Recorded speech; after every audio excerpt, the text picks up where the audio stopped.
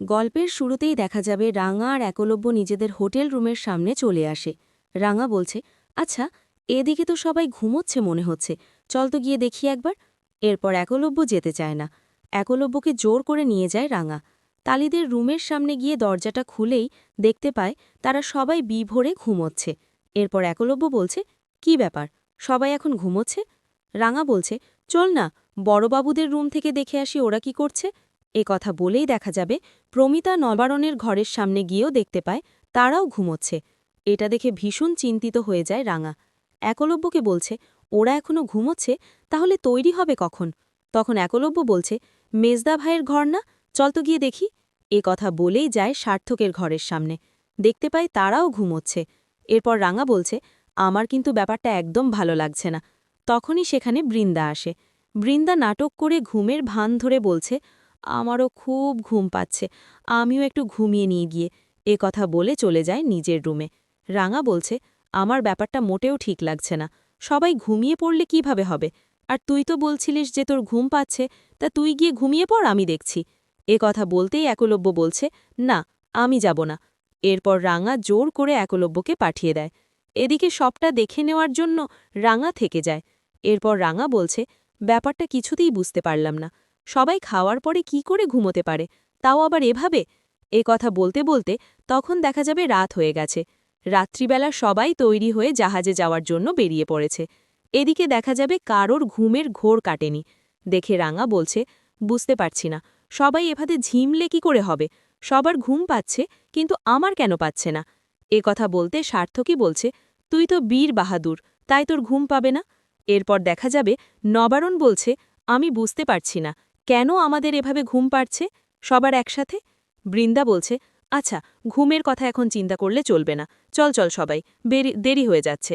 কথা বলতেই সবাই চলে যায় জাহাজে ওঠার জন্য। এরপর বৃন্দা দাঁড়িয়ে পড়ে। সেই লোকটা বৃন্দার কাছে এসে বৃন্দাকে ইশারা করে সেই লোকটাও জাহাজে চলে যায়। এদিকে মিদিকে হাসছে বৃন্দা মনে মনে বলছে, রাঙা, আজকে তোর শেষ দিন। এ কথা বলে হাসছে রাঙা। এদিকে দেখা যাবে জাহাজে সবাই উঠে গেছে। সেখানে ওয়েলকাম করার জন্য সবাইকে গোলাপ ফুল হাতে দিচ্ছে সেই জাহাজের স্টাফরা। এদিকে সবাই ভেতরে চলে গেছে। এরপর সেই লোক বৃন্দাকে কিছু একটা বলে, আর বৃন্দাও সেই লোকটাকে কানে কানে কিছু একটা বলে, নিজেও ভেতরে চলে যায়। এদিকে ভেতরের পরিবেশটা দেখে ভীষণ খুশি হয়ে যায় সবাই। এরপর বলছে, কত সুন্দর না ভেতরের পরিবেশটা। এরপর সব্য বলছে, আজকে আমাদের ভবলীলা সাঙ্গ হয়ে যাবে। এ কথা শুনে সার্থকই রেগে গিয়ে বলছে, তুই এসব কি বলছিস? তুই তোর মনের কথা একদম বের করবি না, আমার কান অবধি যেন না পৌঁছয়। দেখা যাবে বৃন্দা বলছে, চলো চলো, সবাই ভেতরে চলো, ভেতরে গিয়ে কেক টেক কাটা হোক, তারপর না হয় সবকিছু হবে। আর এই যে বুম, তুই কিন্তু একদম ছোটাছুটি করবি না, এখানে কিন্তু ছোটাছুটি করলে দেখা যাবে আবার পড়ে যাবি। এ কথা বলতেই দেখা যাবে বুম বৃন্দার কাছে গিয়ে বলছে, আচ্ছা জ্যাম্মা, এই জাহাজটা অনেক বড় তাই না? এই জাহাজে আমরা খেলতেও পারবো, এই জাহাজে সব কিছু আছে না জ্যাম্মা? এরপর দেখা যাবে বৃন্দা বলছে, হ্যাঁ। এরপর রাঙা বলছে, হ্যাঁ বুম সোনা, তুমি দেখবে এখানে কত বড় বড় জাহাজ আছে, আশেপাশের জাহাজগুলো তুমি দেখতে পারবে, আর এই যে জলে যে ঢেউ খেলবে সেগুলোও তুমি দেখতে পাবে। এরপর বুম বলছে, তার মানে এখানে থেকে অনেক কিছু দেখা যাবে। এরপর একলব্য বলছে, হ্যাঁ, সব কিছু দেখা যাবে, তুমি দেখো। এরপর বুম বলছে, কাকাই, তাহলে চলো না আমরা যাই হোটেল রুমে। দেখা যাবে সার্থকই বলছে, হ্যাঁ চলো সবাই চলো, আমার ভীষণ ঘুম পাচ্ছে। এরপর সবাই চলে যায়, তাদের যেখানে কেক কাটা হবে সেখানে নিয়ে যায়। এদিকে ময়না কেক দেখে তো ভীষণ খুশি হয়ে যায়। এরপর দেখা যাবে সার্থকই কেক টেনে নিয়ে এসে বলছে, দেখো না সার্থকী, কেকটা কত বড়, কেকটা মনে হচ্ছে অনেক মজা হবে। এরপর দেখা যাবে সব্য বলছে, এই সার্থকী, ঝিমুচ্ছিস, তোর বউ কত চাঙা।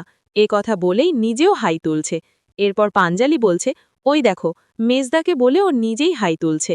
এখন হাই তুললে কিন্তু চলবে না, আমাদের কেক কাটতে হবে, আরও অনেক আনন্দ করতে হবে। এ কথাই বলছে পাঞ্জালি।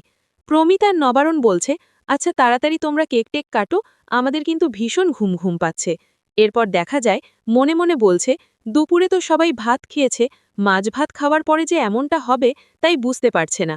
ওরা তো নিয়মিতই মাছ ভাত খায়, তাহলে এমনটা কেন হচ্ছে? ওই চকলেট শেকটা খাওয়ার পরেই এমনটা হচ্ছে। এ কথাই